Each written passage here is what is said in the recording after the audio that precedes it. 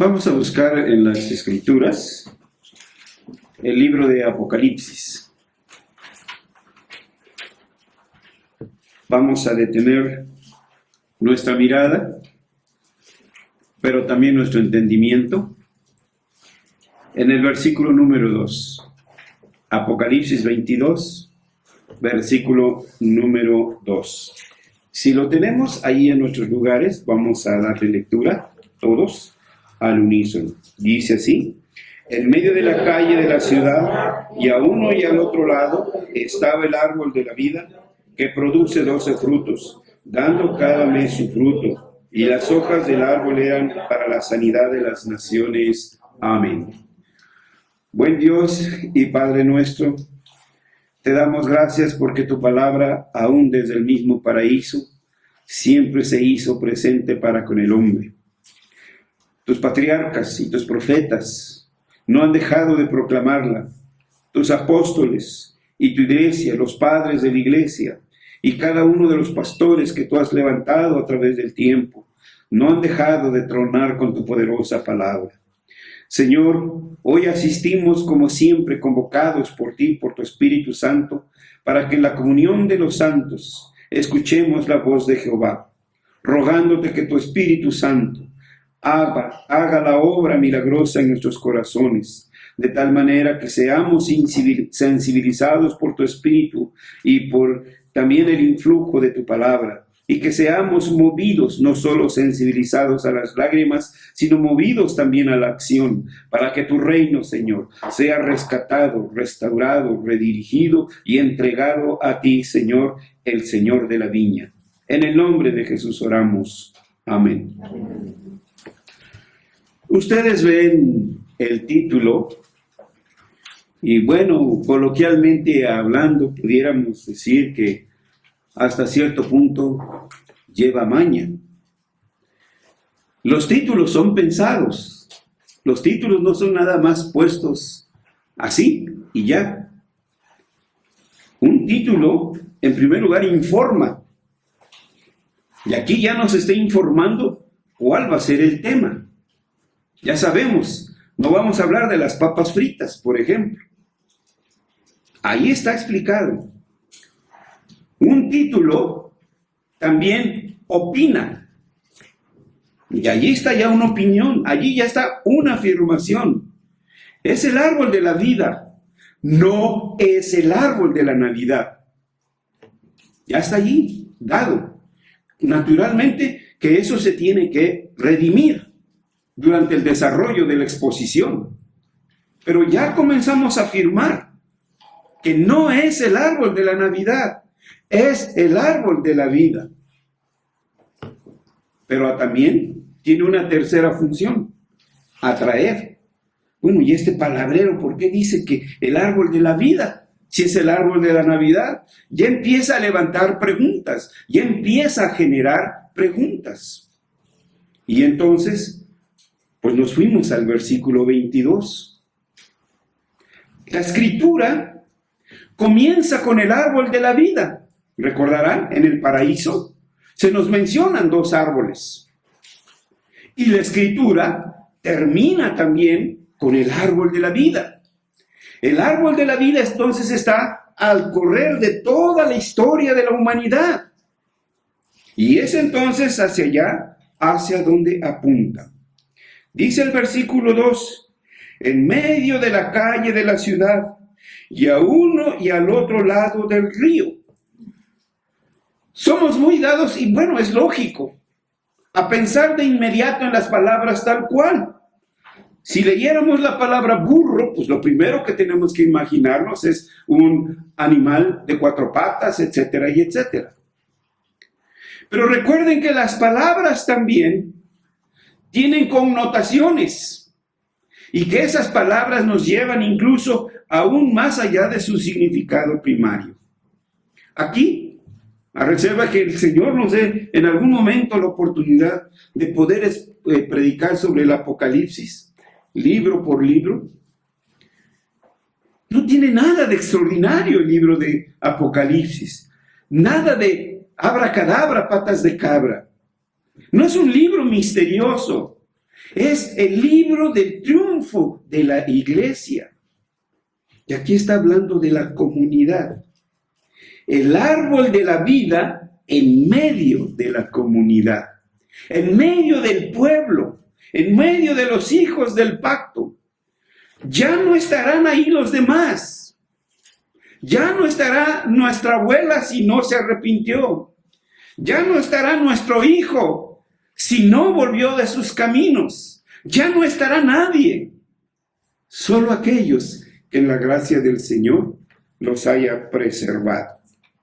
Allí estará ese árbol de la vida, que produce 12 frutos, dando cada mes su fruto. No está hablando ni de la manzana, ni de la pera, sino de la totalidad del sustento general de la vida, de aquellos que estarán en ese reino. Y finalmente, de esta sencilla explicación, porque no es ahora el propósito, esperemos que un día lo podamos hacer. La tercera idea que encontramos ahí son: las hojas del árbol eran para la sanidad de las naciones. Ah, caray, ¿qué no es aquí una paradoja? ¿Qué no se supone que ahí ya no habrá más llanto? Lo acabamos de leer en la lectura, en la lectio divina. ¿Ya no habrá enfermedades? ¿Ya no habrá dolor? Pues sí, exactamente. Pero ese árbol no está apareciendo solamente hasta el Apocalipsis. Ese árbol viene desde el Génesis. Ha recorrido toda la historia de la humanidad junto con nosotros. Y ese árbol es el que nos ha dado sanidad. Sanidad a las naciones, los elegidos de China, los elegidos de Seúl, los elegidos de Estados Unidos, los elegidos de todo el mundo. Entonces es en todo ese contexto que uno siempre tiene que interpretar las Escrituras.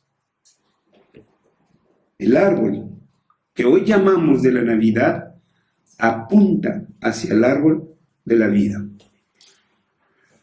Como los holocaustos, donde un cordero era sacrificado.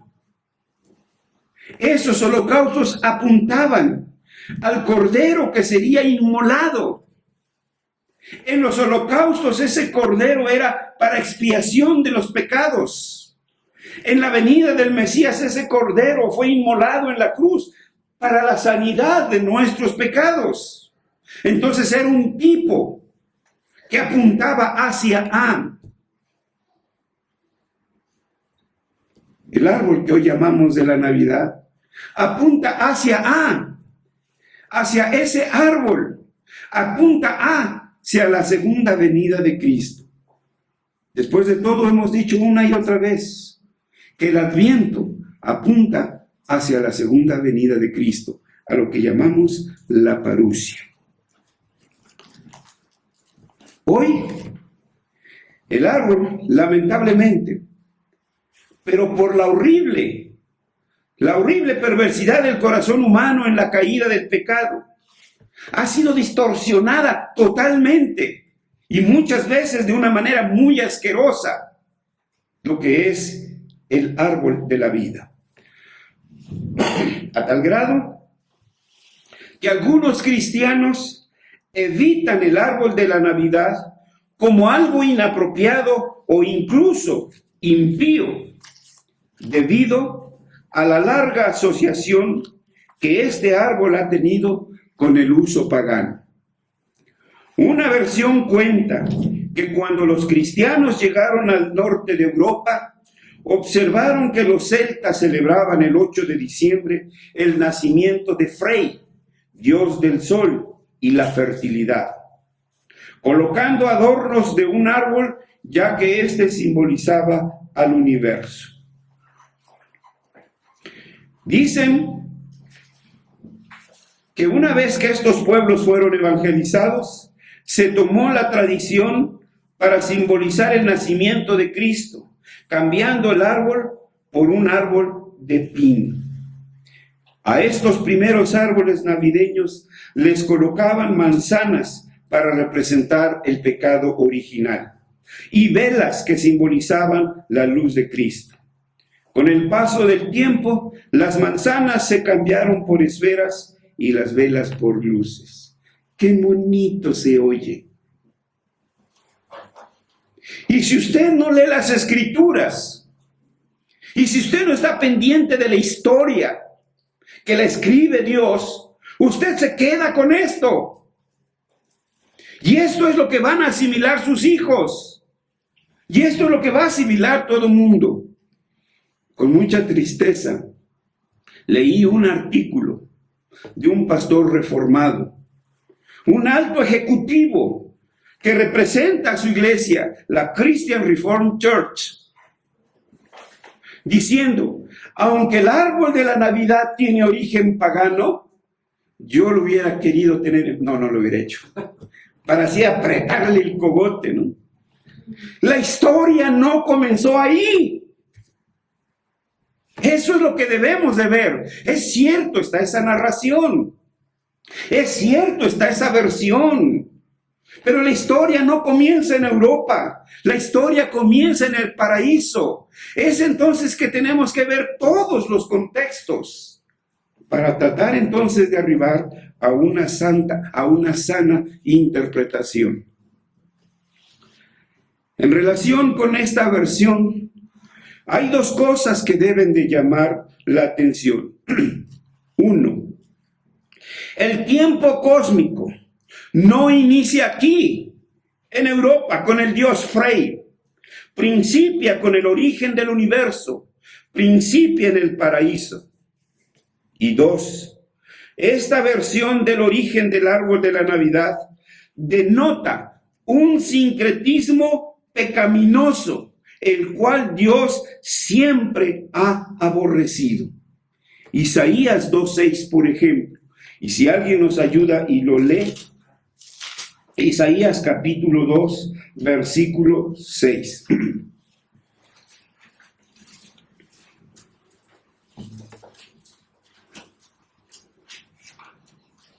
Ciertamente, tú has dejado a tu pueblo, la casa de Jacob, porque están llenos de costumbres traídas de oriente y de agoreros, como los filisteos, y pactan con hijos de extranjeros. Vean el reclamo del Señor. Están llenos de costumbres traídas del oriente. Entonces aquí encontramos un sincretismo. Lo que Dios odia precisamente es eso, la mezcla, para tener contentos a todos. Sin embargo, se debe ver el árbol que hoy llamamos de la Navidad como una tradición bíblicamente sólida, que no comenzó en el norte de Europa con los adoradores del dios Frey. Simplemente manifiesta la perversidad a donde ha llegado el hombre, el mal uso de las obras de la creación. Tampoco con San Bonifacio y otras tantas leyendas que rodean la historia del árbol de la Navidad y que apropiadamente hablando era el árbol de la vida, pero que hoy se le conoce como el árbol de la Navidad. Por lo tanto, es mi propósito en esta mañana hablar del árbol de la vida como el árbol de la Navidad. Para ello, pretendo en 3 pasos. Primero, presentar la imagen bíblica del árbol. Segundo, hablar del árbol de la vida en la representación temprana del cristianismo. ¿Cómo lo hacía la iglesia apostólica? ¿Cómo lo hacía la iglesia patrística? Las aberraciones y las perversidades comenzaron con la iglesia papista. Eso es lo que debemos de entender. Y 3, el árbol de la vida en la sociedad secularizada contemporánea. ¿Hasta dónde hemos arrastrado ese símbolo con el cual Dios quiere que entendamos que Él es el sustentador de la vida? Hoy adornan los árboles como su regalada gana les da y como sus mentes locas se las imaginan. Cada uno según le viene y según le va. Entonces, primero, miremos la imagen bíblica que Dios da de el árbol. Dios representó las grandes cuestiones eternas ante Adán y Eva por medio de dos árboles. Un árbol fue llamado el árbol de la vida. Estaba en medio del jardín del Edén. De hecho, fue un signo del pacto de la vida de Dios con Adán y Eva. El único otro árbol nombrado fue el árbol del conocimiento del bien y del mal. Este fue el único árbol prohibido para nuestros primeros padres.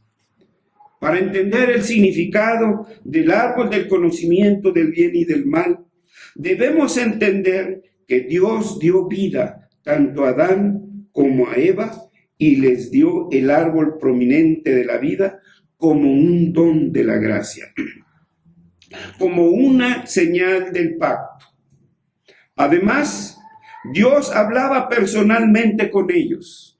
Su comprensión del bien y del mal podría provenir de una de estas dos fuentes. Podrían aprender en fe de su Dios y Creador, o podrían desobedecer y buscar su conocimiento en el árbol prohibido. Esta mañana escuchaba a un predicador. No voy a decir su denominación. Si fuera presbiteriano ya se los hubiera dicho. Pero en su exposición afirmaba, de Sudáfrica, el pueblo de Sudáfrica, en la punta cónica del continente africano. Decía que la universidad de ahí empezaron, en los seminarios, él me nombró los seminarios, empezaron a dar filosofía. Y esto entonces hizo que se viniera abajo todo. Un momento. ¿Qué filosofía? Si la filosofía era la de Platón y de Aristóteles, la de Hegel, la de Barth, la de Nietzsche, por lógico, se fue para abajo. Pero la filosofía cristiana, la que parte de la Escritura, ese es el problema, hermanos. Entonces el problema no es el árbol. El problema es qué representa para ti ese árbol. ¿Cómo admiras y respetas ese árbol? Es ahí donde nosotros debemos establecer esas diferencias. Satanás, por medio del engaño, presentó el pecado de la desobediencia como una elección clara. La tentación para Eva era la de jugar a ser Dios, elevarse al nivel de Dios y tomar su propia decisión personal sobre lo que está bien o mal. Este era el deseo detrás de su elección, de ser como dioses para determinar por sí mismos lo que está bien y lo que está mal. Esta es la gran arrogancia del hombre. Pretender que él puede decidir qué es lo bueno y qué es lo malo. De Adán se nos dice que estaba con ella y que comió. Compartió completamente la presunción de Eva. No leemos en un momento que se negara. No leemos en un momento que persuadiera a Eva de que estaban atentando contra el pacto de Dios. Simplemente dijo, hagámonos. Nuestros primeros padres eligieron así buscar el conocimiento del bien y del mal desde la perspectiva de Satanás, en lugar de buscar el conocimiento del bien y el mal desde la perspectiva divina. ¿Qué pasó? Se hundieron a sí mismos y con ellos a la humanidad en el pecado. Entonces, Dios les prohibió el árbol de la vida como un acto de gracia. Porque si ellos hubieran comido del árbol de la vida, serían eternamente pecaminosos. ¿Y cómo estarían? El árbol de la vida no habría revertido la caída, pero habría dado vida a nuestros primeros padres en depravación. La gracia de Dios estaba en impedirles desde este fin, habiendo ya prometido un Salvador. Génesis 3:15.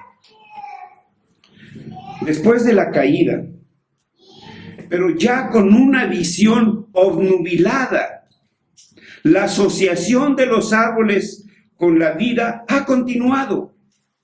Sigue, pero de una manera promiscua, de manera pervertida. Muchas culturas han adorado el árbol como un símbolo natural de la vida. Las costumbres se consideraron cultura, costumbres paganas. Las costumbres se consideraron cultura. Las posadas es cultura. El Día de Muertos es cultura. Por eso el gobierno los pone en el Zócalo, porque es cultura. Sí, es cultura, naturalmente, pero es una cultura caída. Costumbres paganas que incluso hicieron que el mismo Israel se desviara. Este es el gran problema, que también Israel empezó a adorar a los árboles, empezó a ver a los árboles como un altar y todavía decían que alababan a Jehová. Jeremías 17:2 es un ejemplo. Si alguien allá afuera en galería nos lo lee, por favor. Jeremías 17:2. Y aquí alguien que nos ayude a buscar Ezequiel 20:28.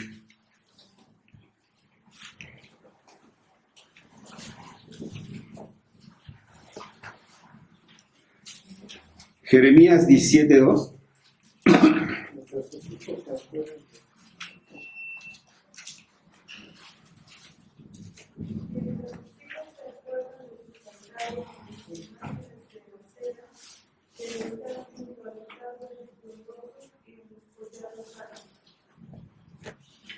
Manifestando esta situación.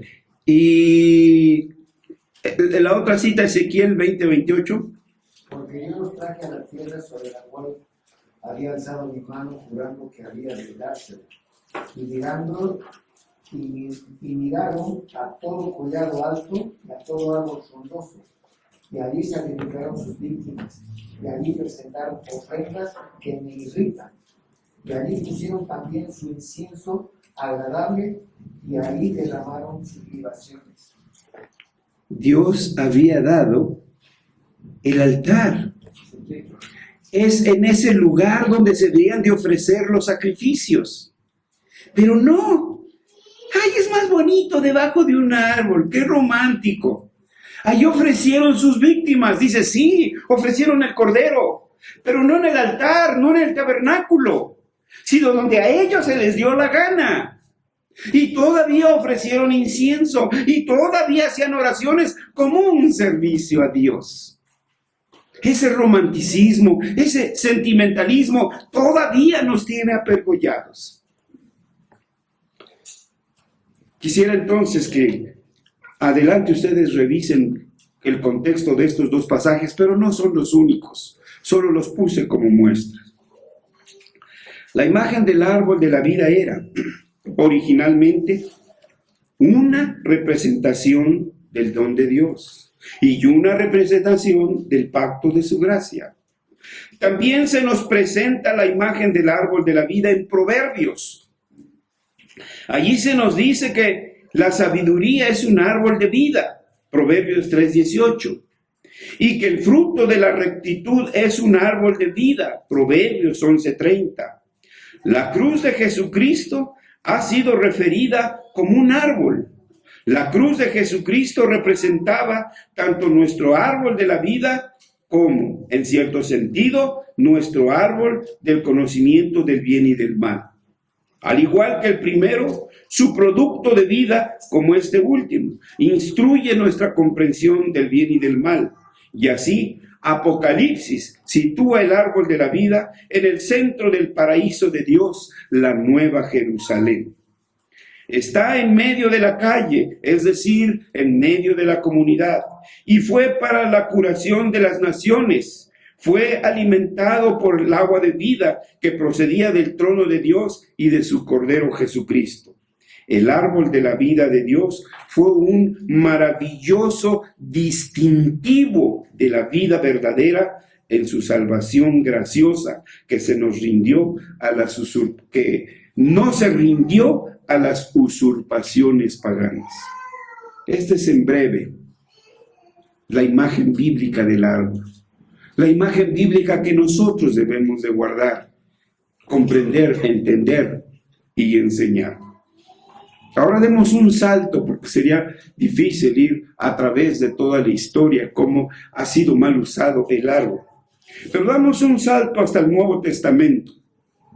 El árbol de la vida que seguía presente, latente en el pueblo de Israel. El árbol de la vida es la representación temprana del cristianismo, desde los tiempos apostólicos mismos. El arte cristiano, en la era temprana de la iglesia, conscientemente utilizó el árbol para representar la vida. A veces tal arte representaba la vida inmortal o la vida como un árbol de la abundancia de Dios. Los árboles a menudo se asociaban con imágenes del buen pastor o representaciones de la resurrección de Lázaro. Incluso hubo una pintura por ahí en donde se ve a Lázaro saliendo de la tumba y en el fondo de esa tumba el árbol de la vida.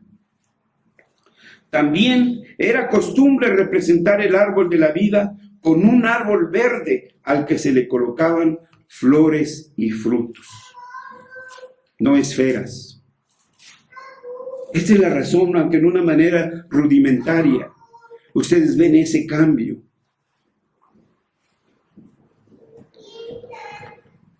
Damos otro salto de más de 500 años y nos situamos en la Edad Media.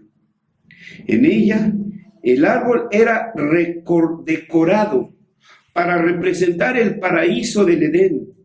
También se representaba la caída que culminaba con la promesa del Mesías, y a menudo fueron colocados antes de la temporada navideña y se contaban historias de Belén. Aquí entonces, el árbol de la vida empieza a colocarse en el periodo que hoy llamamos de Adviento. Y por eso entonces es que se le empezó a llamar árbol de la Navidad. El árbol es así una insignia del don de la vida de Dios desde el Génesis hasta el Apocalipsis, desde la creación hasta la Nueva Jerusalén. Lamentablemente, en su pecado, el hombre ha usado el emblema del árbol de la vida para sus propios propósitos perversos. La aparición del árbol en la Nueva Jerusalén, según el Apocalipsis, obviamente significa que la señal del árbol sigue siendo aceptable para Dios. Ciertamente, ningún uso remoto europeo medieval del árbol era peor que los del antiguo Oriente Medio. Aunque secularizado, el significado esencial del árbol de Navidad sigue siendo uno de la vida en términos de la persona y obra de Cristo. El árbol está decorado para representar la belleza del don de la gracia de Dios, la belleza de la vida. ¿No han escuchado hombres y mujeres amargados? Esta vida apesta, dicen. Qué visión tan corta. Perdonen que yo sea tan franco, y no voy a dejar de serlo. En una ocasión, no en esta iglesia, claro, Una señorita me confrontó después de mi participación. Y yo le pregunté, porque la vi desde un principio, ¿por qué esos ojos de furia contra mí? Es que usted le da malas ideas a mis padres. No predicamos para una persona en particular. La proclamación de la palabra es para todos nosotros. Es para el mismo pastor, es para el consistorio, es para los padres de familia, es para la totalidad de nosotros como comunidad.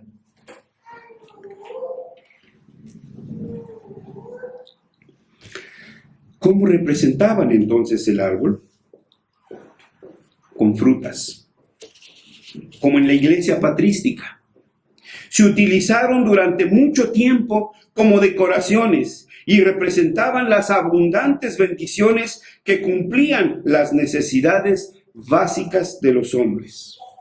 La estrella o ángel en lo alto del árbol apuntaba hacia la naturaleza milagrosa del nuevo árbol de la vida de Dios, Jesucristo y su cruz. Entonces, hermanos, el árbol no puede ser rechazado como un símbolo puramente pagano.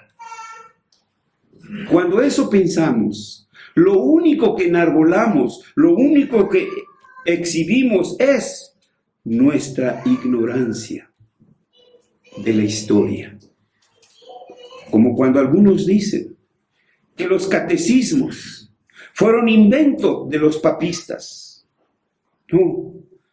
No encuentro reformador que no haya hecho su catecismo. Los catecismos comenzaron con los reformadores para instruir a los niños, para instruir a los jóvenes. Insisto, el árbol no puede ser rechazado como un símbolo puramente pagano, porque Dios no lo rechaza así en las Escrituras. Dios sí rechaza el uso perverso de la buena creación. El árbol tiene un vínculo muy directo con el mensaje de salvación providencial de Dios. Lamentablemente, también tiene un vínculo perverso con el ritual pagano, muy obsceno, de las cuales Nabucodonosor era un ejemplo de ellos. Toda la Navidad ha sido profanamente secularizada, pero no es el uso del árbol lo que tiene la culpa, es el hombre en su perversidad, las distorsiones que ha hecho. Su largo uso como parte de la celebración de la Navidad representa el hecho de que generaciones pasadas, después del Apocalipsis de San Juan, reclamaron ese uso para un uso santo como el que todavía muchos cristianos le dan. Finalmente vamos a ver el árbol de la vida en la sociedad secularizada contemporánea. Ahí estamos. Ese es el problema. Que solo estamos viendo ese contexto, que solo estamos viendo ese contorno, sin mirar hacia atrás, en dónde se originó, sin mirar hacia el futuro, en dónde está nuestra esperanza. El problema de nuestra celebración moderna de la Navidad no es su estrecha asociación con el árbol de la vida, sino su creciente separación de ese árbol de la vida, el Cristo encarnado. Dios redime al hombre y lo regenera su corazón para servirle. Entonces debemos conformar nuestro pensamiento, nuestras costumbres, nuestro actuar, todos ellos dirigidos por la sola palabra y la potencia iluminadora del Espíritu Santo. Si rechazamos el uso del árbol como algo profano por la manera en que ha sido utilizado perversamente por los hombres caídos, entonces los cristianos, escuchen, los cristianos nos estamos moviendo hacia atrás en una franca y cobarde retirada, abandonando la cabeza de playa que Cristo ha ganado con su cruento sacrificio. Si seguimos indolentes, si seguimos abólicos, estaremos ciertamente en una constante retirada y en una final rendición. Esto no puede seguir así. Todos nuestros pensamientos, todas nuestras acciones, todas nuestras instituciones y la totalidad de nuestras costumbres debemos traerlas a los pies de Cristo, porque Él es el Señor de todo y de todos. En lugar de rechazar el árbol de la Navidad por su asociación con el paganismo, la tarea de la iglesia es recuperar la Navidad de las garras del secularismo. Debemos restaurar el uso del árbol de la vida a su verdadero propósito, hacia la celebración de Jesucristo y su advenimiento. La tarea profética de la iglesia es declarar la perfecta voluntad de Dios. Nosotros somos profetas para el mundo secularizado y allí está una oportunidad de profetizar. Cuando nos pregunten, oye, ¿por qué no fuiste? Ay, ¿cómo se llaman esos lugares donde hacen esferas? Chignahuapan. Muy bien, ya sabemos cuando se nos desaparece el hermano dónde anda. Fue por sus esferitas. Chignahuapan y el Tlalpujahua también. No, yo también he ido para allá, hermanos. Cuando nos pregunten, ¿por qué no vas a Chignahuapan? ¿Por qué no vas a Tlalpujahua? Mira, hay unas esferas rete bonitas. Sí, por cierto, unas muy preciosas. Pero nosotros somos profetas, porque Dios, y empezamos la explicación.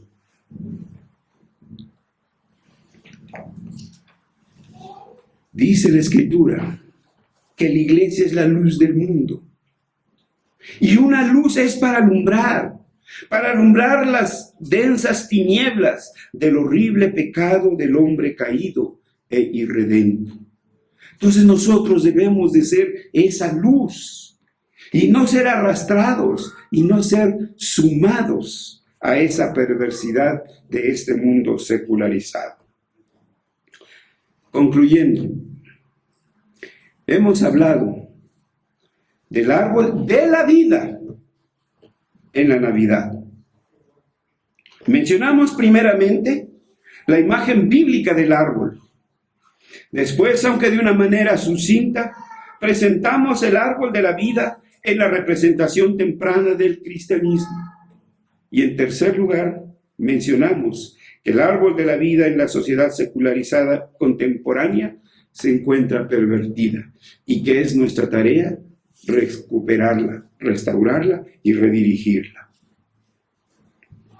Dios todavía se ha guardado testimonio y nosotros estamos llamados para dar ese testimonio. Los judíos tienen una fiesta que llaman el Tu Bishvat. Tu es el 15, Shevat es el nombre del mes del Shevat, que corresponde más o menos al mes de marzo de hoy, del calendario nuestro. El Tu Bishvat marca el inicio de la primavera en Eretz Israel, la tierra de Israel. Le llaman también Rosh Hashanah HaIranot, el año nuevo del árbol. Entre los sefaraditas, según el léxico del judaísmo de Jacob Newman, ellos hablan del árbol como del árbol de la vida. El Tu Bishvat es una celebración entonces para el árbol de la vida. Diríamos es la manera judía. ¿Cómo lo hacen? Es una fiesta familiar. Participa el padre, participa la madre, participan los hijos, participa toda la familia. Si tienen huerto familiar, salen a hacerle pues esas cositas que se le hacen del hoyito, se les quita la hierba, se les arregla, se hace muy bonito. O van al campo y siembran árboles. Es toda una algarabía. Y comen en ese día los frutos propios de Israel, de la tierra de Israel. Es una manifestación de agradecimiento, de reconocimiento de cuánto dependemos de Dios y de que todo lo que tenemos es por Dios. Aunque no se refiere al árbol, pero sí se refiere a una manera gráfica de gratitud. Los peregrinos en Estados Unidos con el Thanksgiving Day. ¿Qué hacen en ese día? ¿O qué hicieron los primeros? Porque los de hoy, de todos los frutos, de toda la cosecha, como si fuera su Shavuot, comieron de esos frutos y dieron gracias a Dios, porque estaban a punto de perecer de inanición. Pero Dios en su gracia y con ayuda de los indígenas de ahí, lograron sobrevivir. Son imágenes que apuntan, que señalan hacia la gracia sustentadora de la providencia de Dios. Jóvenes, algún día serán padres. ¿Qué le van a enseñar a sus hijos? Si ustedes no siguen ahora a sus padres, ¿qué serán de nuestros nietos? 0. Nuestros bisnietos, -0, si existen. Bueno, luego el matemático que nos diga. Y nuestros tataranietos, hasta que se levante una generación que ni conocía ni temía a Jehová. Hacia allá vamos. ¿Hacia allá quieren que vayan sus hijos? Les estoy hablando ahora a los padres, aquí. Vean de por sí a dónde hemos aventado a nuestros hijos. Ahora, ¿a dónde ellos los aventarán? Y nuestros nietos, ¿a dónde aventarán a nuestros bisnietos? El primer pecado es nuestro. La primera congoja debe de ser nuestra. El primer signo de arrepentimiento debe de ser nuestro. ¿Dónde está su hijo?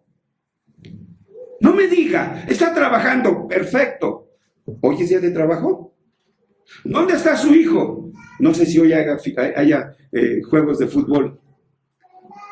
Bueno, vean, entonces, ¿cómo si nosotros tenemos mucha parte de esa culpa?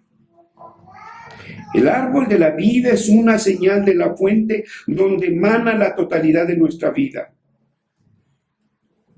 Dios dio señales a su pueblo y dijo, cuando pregunte, ¿tu hijo? Cuando atravesaron el Jordán, Dios ordenó al pueblo de Israel que juntara 12 piedras para que fueran la señal, dice, para que sea señal entre vosotros. Y cuando vuestros hijos preguntaren, ahí está, a los primeros que tenemos que instruir, a los primeros que tenemos que evangelizar. Josué 4, del 6 al 7. Sería bueno que leyeran todo el capítulo. Pero no es el único lugar, hermanos. Éxodo 13, 14, ¿alguien lo puede leer? Éxodo, capítulo 13, versículo 14.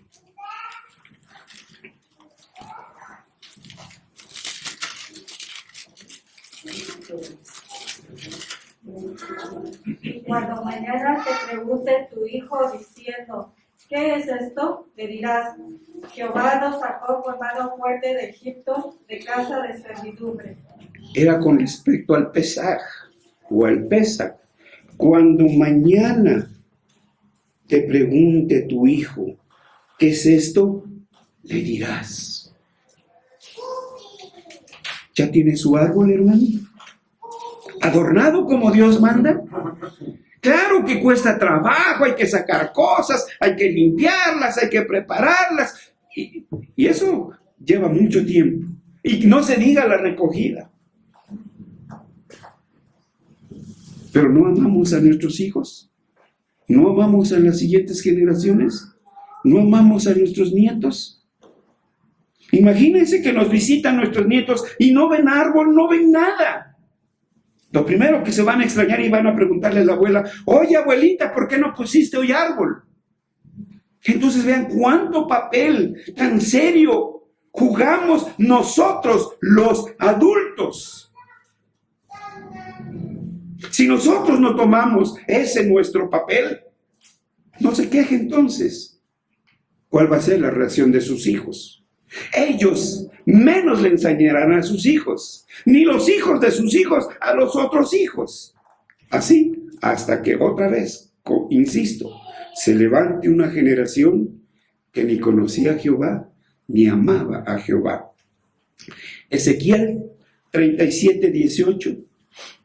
Alguien que nos lo lea, por favor. Ezequiel, capítulo 37, versículo 18.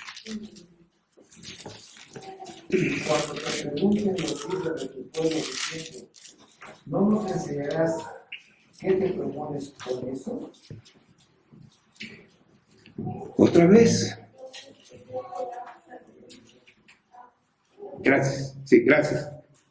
Otra vez. 37:18, sí. Cuando te pregunten los hijos. Sí, ese. Cuando te pregunten los hijos de tu pueblo diciendo, ¿no nos enseñarás qué te propones con eso? No había PowerPoint, hermanos.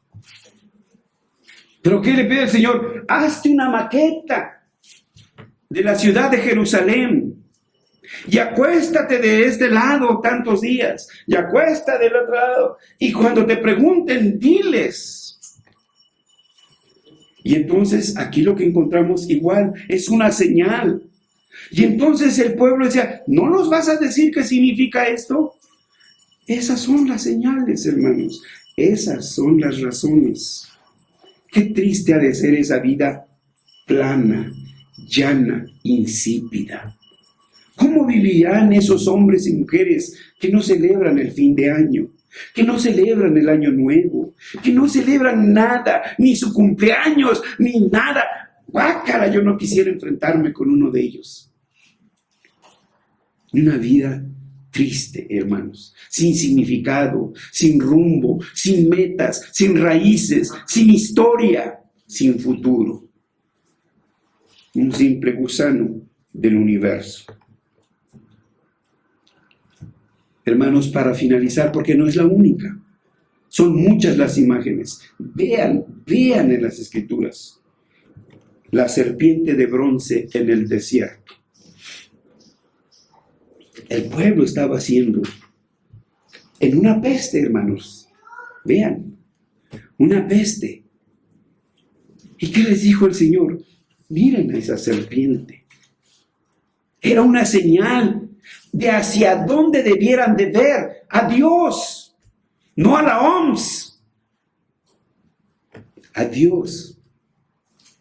Y el que mirara, ¿qué pasaba? Se sanaba. Pero después otro rey la mandó a derribarla y la destruyó. ¿Por qué? Porque ya la estaban idolatrando. Cambiaron el orden. Es lo que pasa con el árbol, hermanos. Nosotros debemos de darle entonces el uso correcto. Así que, padres de familia, abuelos, los que son como yo ya abuelos, vean cuánto compromiso tenemos. Ya estamos cansados. Corremos el riesgo de que al subirnos a la escalera para poner la estrella, nos caigamos y allí terminen nuestros huesos.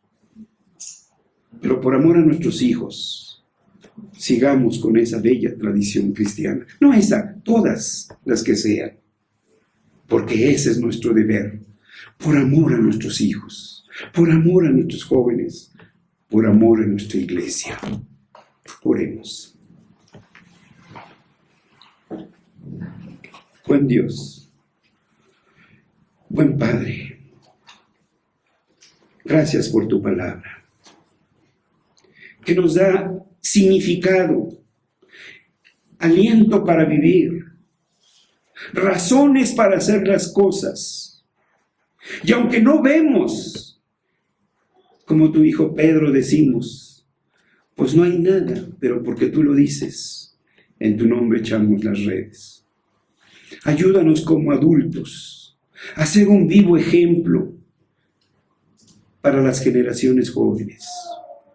Y no te abandones de nuestros jóvenes. No los dejes solos, Señor. Padre, que tu Espíritu Santo haga esa obra en sus corazones para que ellos sean los siguientes profetas a este mundo perdido. En Jesús oramos. Amén.